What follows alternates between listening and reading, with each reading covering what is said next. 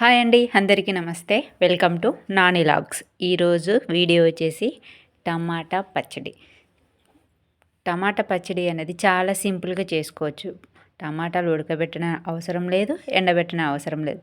5 నిమిషాల్లో టమాటా పచ్చడి అయితే రెడీ చేసుకోవచ్చు. దీనికోసం నేను ఒక అర కేజీ టమాటాలు కంటే కొంచెం తక్కువనే ఉన్నాయి, ఒక 5 టమాటాలు తీసుకొని చిన్న చిన్న ముక్కలుగా ఈ టమాటాలను కట్ చేసుకోవాలి. సైడుకున్న తోకనైతే తీసి పక్కన పడేసుకోవాలి. అన్ని ముక్కలన్నీ కట్ చేసుకోవాలి. బాగా బాగా పండకూడదు, మరీ కచ్చగా ఉండదు. మీడియంలో పండిన టమాటాలు తీసుకోవాలి. చాలా సింపుల్ అండి.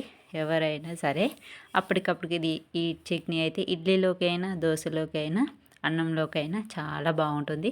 చాలా ఈజీ, సింపుల్గా మనం 10 నిమిషాల్లో చట్నీ అయితే రెడీ అయిపోతుంది.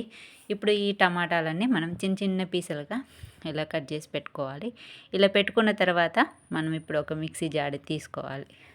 ఈ మిక్సీ జార్లో మనం చిన్న కట్ చేసుకున్న టమాటా ముక్కలన్నీ ఇందులో వేసుకోవాలి. ఇందులో వేసుకున్న తర్వాత ఒకటి ఒక 2 చిన్న సైజులో ఉన్న ఎల్లిగడ్డలను అయితే తీసుకొని ఇందులో వేసుకోవాలి. అంటే పొట్టి తీసి అయినా వేసుకోవచ్చు, పొట్టు తీయకుండా అయినా వేసుకోవచ్చు. ఇలా వేసుకున్న తర్వాత వెల్లిపాయలు నిమ్మకాయ సైజులో ఉన్నంత చింతపండు అయితే తీసుకోవాలి. ఈ చింతపండు మంచిగా క్లీన్ చేసుకొని నీట్గా పెట్టుకోవాలి.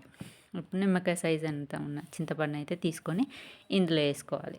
మనం 4-5 టమాటాలు అంటే పావు కేజీకి, అర కేజీకి తక్కువగాను మరీ ఎక్కువ కాకుండా మీడియంలో తీసుకున్నాం కాబట్టి నేనైతే ఒక 3 లేదా 4 స్పూన్ల కారం అయితే వేసుకుంటున్నాను. మీరు మీ టేస్ట్ని బట్టి మీరు వేసుకోండి. దీనికి తగ్గట్టు 2 స్పూన్ల సాల్ట్, 2 కానీ 3 కానీ, మళ్ళీ కసమైందనుకో తినలేం, తక్కువ ఉన్నదనుకో తర్వాతనే వేసుకోవచ్చు. కాబట్టి నేను ఒక 2 స్పూన్ అంతా, 2.5 స్పూన్లంతా సాల్ట్ అయితే వేసాను. ఇవన్నీ వేసిన తర్వాత దీన్ని అయితే ఇప్పుడు మెత్తగా, అంటే కొంచెం బాగా మెత్తగా కాకుండా మామూలుగా బరకగా కాకుండా మిక్సీ పట్టుకోవాలి.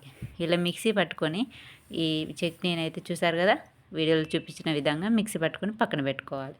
ఇప్పుడు స్టవ్ ఆన్ చేసి కళాయి పెట్టుకొని తాలింపుకి సరిపడా ఆయిల్ అయితే పోసుకోవాలి. దీనికి మీరు సన్ఫ్లవర్ ఆయిల్ అయినా పర్లేదు, లేకపోతే పల్లి ఆయిల్ అయినా పర్లేదు. నేనైతే పల్లి ఆయిల్ అయితే తీసుకున్నాను. ఈ తాలింపు పెట్టడానికి చట్నీలోకి కొంచెం ఆయిల్ అనేది ఎక్కువనే పడుతుంది. అంటే ఒక కప్పున్నర ఆయిల్ అయితే కంపల్సరీ పడుతుంది.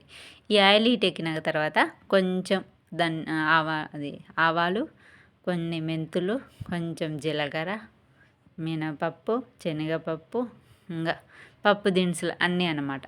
అన్నీ వేసుకొని కొద్దిగా చిటపటలాడించిన తర్వాత కొద్దిగా ఆయన పక్కకు పెట్టుకోవాలి. అంటే కొంచెం వేగాలి. వేగిన తర్వాత ఒక 4-5 ఎల్లిపాయలను కచ్చాపిచ్చాగా దంచుకొని వేసుకోవాలి. ఇవన్నీ బాగా వేగిన తర్వాత మనం దీంట్లోకి ఒక 5-6 ఎండుమిర్చి వేసుకోవాలి. ఇవి అన్నీ ఎండుమిర్చి ఇట్లా అన్నీ వేసుకున్న తర్వాత ఇవన్నీ బాగా వేగిన తర్వాత ఇప్పుడు మనం మిక్సీ పట్టుకున్నాం కదా, ఆ చట్నీ ఇందులో వేసుకోవాలి. ఇందులో వేసుకున్న తర్వాత ఈ ఆయిల్లోనే ఈ చట్నీ అంతా ఉడకాలన్నమాట. అంటే ఆయిల్ పైకి వచ్చేదాకా ఉడికించుకోవాలి. ఎందుకంటే మనం వేసింది పచ్చి టమాటాలు, కారం పొడి ఇవన్నీ బాగా ఫ్రై కావాలి.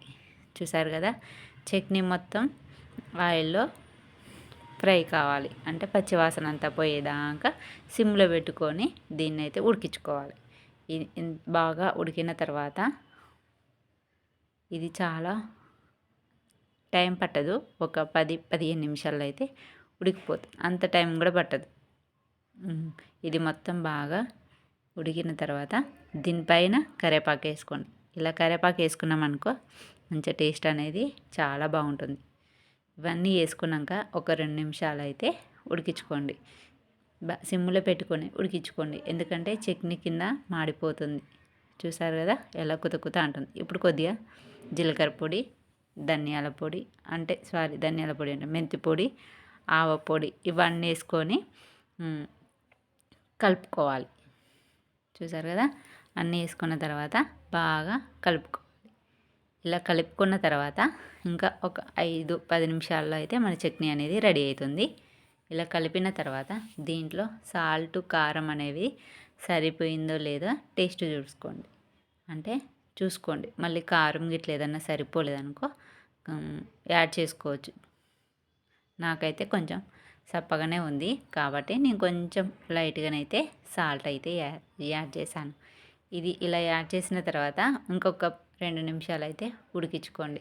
చాలా సింపుల్ అండి. ఎండబెట్టకుండా అప్పటికప్పటికి ఏదన్నా ఇది ఒక 5-6 రోజులు కానీ వారం రోజులు కానీ నిల్వ ఉంటుంది. బయట పెట్టామనుకోండి ఒక వారం ఉంటుంది. ఫ్రిడ్జ్లో పెట్టుకున్నామనుకోండి ఒక నెల రోజుల దాకానైతే పాడవకుండా నిల్వ ఉంటుంది. టమాటా చట్నీ ఎప్పుడైనా మనం తినవచ్చు అనమాట. ఇది దేంట్లోకైనా బాగానే ఉంటుంది. చాలా టేస్ట్గా కూడా ఉంటుంది. ఇది సింపుల్ అనమాట. ఈ చట్నీ అయితే ఇప్పుడు రెడీ అయ్యింది. ఒక 10 నిమిషాల చట్నీ అనేది మనకు రెడీ అయిపోతుంది. ఇలా టమాటా చట్నీ నిలబెట్టుకొని ఎప్పుడు కావాలంటే అప్పుడు తినవచ్చు. ఇంకొక 5 నిమిషాలు అయితే టమాటా చట్నీ అనేది రెడీ అయిపోతుంది. ఇంకా కొంచెం ఆయిల్ అనేది బాగా పైకి తేలాలి. ఆయిల్ మొత్తం పైకి తేలింది అనుకోండి టమాటా చట్నీ అనేది రెడీ అయినట్టు. అప్పుడు మనకు చట్నీ అనేది పచ్చి వాసన రాదు, పాడవదు. ఆయిల్ ఎంత ఫ్రై అయితే చట్నీ అన్ని రోజులు నిల్వ ఉంటుంది. ఇది మనం ఎప్పుడైనా దేంట్లోనైనా వేసుకొని తినవచ్చు. పూరి అంటున్నా, దోశలో కానీ దేంట్లోనైనా వేసుకొని తినవచ్చు. మీరు కూడా ఒకసారి ట్రై చేసి ఎలా వచ్చిందో నాకైతే కామెంట్ చేయండి, లైక్ చేయండి.